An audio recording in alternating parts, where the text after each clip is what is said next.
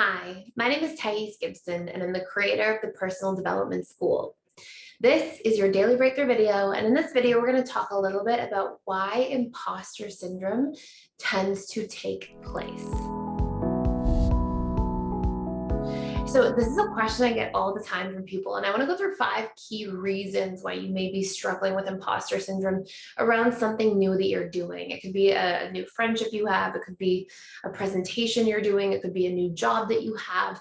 But obviously, imposter syndrome does tend the most to have to do with our workplace relationships, our workplace in general, new tasks, a new job, something in the career area the most. But of course, it can show up in terms of different romantic relationships, other things that we've made commitments to. So the first major reason imposter syndrome happens is that your expectations of yourself are to be advanced when you're just a beginner. And I really want to highlight here that everybody starts somewhere. So let's say, for example, that you decide you're going to start becoming a public speaker and you're going to give speeches. And maybe the speech is about financial advice that you're giving to somebody. If you expect the very first day of doing this that you're going to be, one of the cream of the crop, best people out there who's just going to absolutely crush it, and your speech is going to go perfectly, and your tone of voice and everything is just going to be, amazing from the very beginning all the way to the very end, you're doing yourself a bit of a disservice because it's not likely going to take place.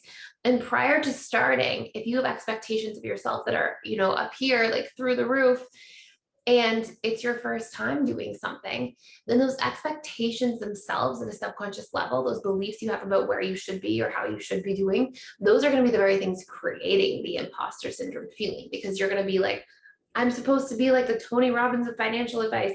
I don't know a good financial person who talks, but I know Tony Robbins sometimes talks about financial advice.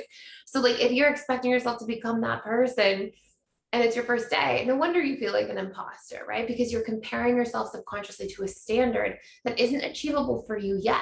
That doesn't mean you can't be better than everybody else out there and be like crushing it a little bit longer from now. But it's really important to give yourself that room and that margin for error, to know that when you're just starting out at something, everybody starts somewhere, and that's okay. And taking those first steps is a huge win, even if things are imperfect. There's little parts of whatever you're trying to do where you make mistakes. Number 2, this is a really big one. This is us living out of alignment with our subconscious personality needs. Knowing your subconscious personality needs is going to be one of the most important things you do for your life, period. It will help you understand who you are, what you desire, where you're going to be most successful, what's important to you in a relationship, so that you can communicate these things and get your needs met in relationships. And basically the things you want to have as habits to fill your own cup on a daily basis, so you can feel recharged, fulfilled, and just like energized about your life and inspired.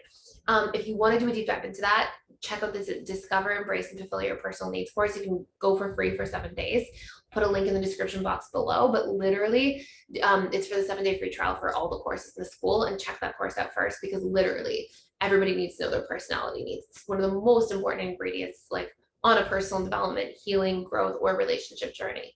And so what can happen is your subconscious personality needs are these subconscious programs that your subconscious is always trying to live by and is prioritizing your life according to. And sometimes we can have our conscious mind set a goal that's out of alignment with our subconscious needs. And so you may have, for example, let's say one of your highest personality needs is emotional connection. Well, if you go into a job or a relationship or whatever it might be that has either nothing to do with emotional connection or actively goes against emotional connection, you're going to feel this friction between your conscious and subconscious mind. Your conscious trying to push you towards something, your subconscious trying to pull you back in a different direction. And that friction can often be experienced as imposter syndrome, like this feeling of like unease and knowing like, oh, this isn't for me, I shouldn't be here. Like this feeling of that you're almost like faking something, or you're being fake by trying to do something because it's actually out of alignment with your truth. So this is a huge reason that we can experience imposter syndrome. Number 3 is just limiting beliefs you have about yourself in general. A belief you have that you're not good enough or worthy of deserving of a new opportunity, a job, whatever it might be that you're trying to show up for. As long as you've got those limiting beliefs that are not being reprogrammed, you are going to feel like an imposter. And again, like These are golden nuggets. This is just feedback for you about what needs some loving, some healing, some reprogramming work. And if you want to do a deep dive into that, the Emotional Mastery and Belief Reprogramming course is huge for that. Number 4, making upward comparisons. So if you are like actively looking around and you're constantly comparing yourself to people who've got 10 years more of experience than you do, who are 10 years further along in some form, who are 5 years further along, or who had a better mentor for the last 6 months, or have been doubling down on things, well, you maybe were just having your first child, or you were going through a huge life transition. If you're making comparisons to people around you, or even think of like, you go into a job and it's your first, week at the job, and you're comparing yourself to somebody who's been there for 2 years. All of those things are going to create this feeling of like, oh no, I don't belong here, I'm an imposter. And again, these are really important things to correct at a deep level so you don't find yourself having to feel this way.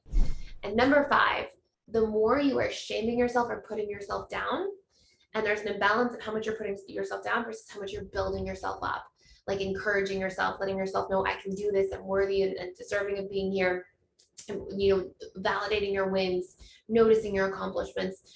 The more you're putting yourself down and building yourself up, the more you're also going to feel like an imposter and feel like you're unworthy.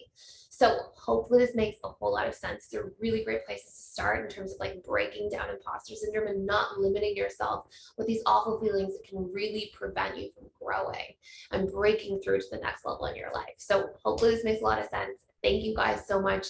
A huge thank you to our amazing community.